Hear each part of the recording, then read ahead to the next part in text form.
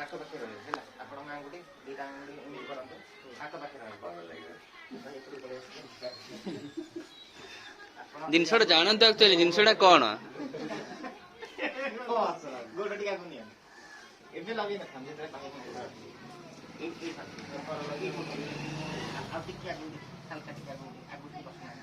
ଆଉ ଟିକେ ଆଗକୁ ଆସନ୍ତୁ, ଆଗକୁ ଆସିଲେ ସୁବିଧା। ହଁ ଦେଇନି ଆପଣ ସେଠି ଦିଅନ୍ତୁ, ଏମିତି ଦିଅନ୍ତୁ। ହଁ ବର୍ତ୍ତମାନ ଏବେ କିଛି ଆପଣ ମ୍ୟାଗ୍ନେଟ୍ ପାଣି ପିଇନାହାନ୍ତି, ଆପଣ ସମସ୍ତେ ଉଠେଇବେ। ଆପଣ ଏଇଠି ପଳେଇ ଆସନ୍ତୁ। 1 2 3 କହିଲେ ଆପଣ ସେଟିଂ କରନ୍ତୁ। 1 2 3 କଲେ ଏକା ସାଙ୍ଗରେ ଉଠେଇବେ। ରୁହନ୍ତୁ, ରେଡି ହେଇଛନ୍ତି? ରେଡି ହେଇଛନ୍ତି? 1 2 3 ଉଠାନ୍ତୁ। ଜାଣିପାରିଲେ? ଏବେ ଦେଖନ୍ତୁ। ନା ନାଇଁ, ସେଇଥିପାଇଁ ତ ଚେୟାର ଦିଆହେଇଛି, ନହେଲେ ସେଇଥିପାଇଁ ତ ଚେୟାର ଦିଆହେଲା ବସିବା ପାଇଁ। ସେଇଥିପାଇଁ ତ ଚେୟାର ଦିଆହେଲା ବସିବା ପାଇଁ। ନିଶ୍ୱାସ ନିଅନ୍ତୁ, ଛାଡ଼ନ୍ତୁ। ଆପଣ ନିଶ୍ୱାସ ନିଅନ୍ତୁ, ଛାଡ଼ନ୍ତୁ। ଆକ୍ଚୁଆଲି ଯୋଉ ପାଣି ପିଉନ, ଆକ୍ଚୁଆଲି ଏମିତି ପାଣି ପିଇବା କଥା ନୁହେଁ। ଏମିତି ପିଇଲେ ଆଣ୍ଠୁ ଗଣ୍ଠି ରୋଗ ହବ। ପାଣି ସବୁବେଳେ ବସିକି ପିଇବା କଥା।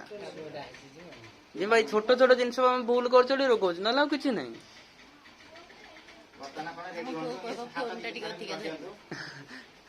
ଜୋରସେ ନିଶ୍ୱାସ ପ୍ରଶ୍ୱାସ ନିଅନ୍ତୁ। କେମିତି ନିଅ?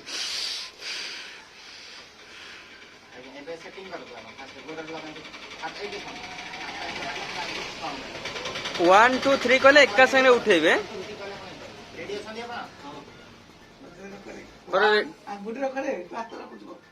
ଆଙ୍ଗୁଠି ହାତ ଲଗେଇବେନି, ଆଙ୍ଗୁଠିରେ ଉଠେଇବେ। 1 2 3 ଷ୍ଟାର୍ଟ।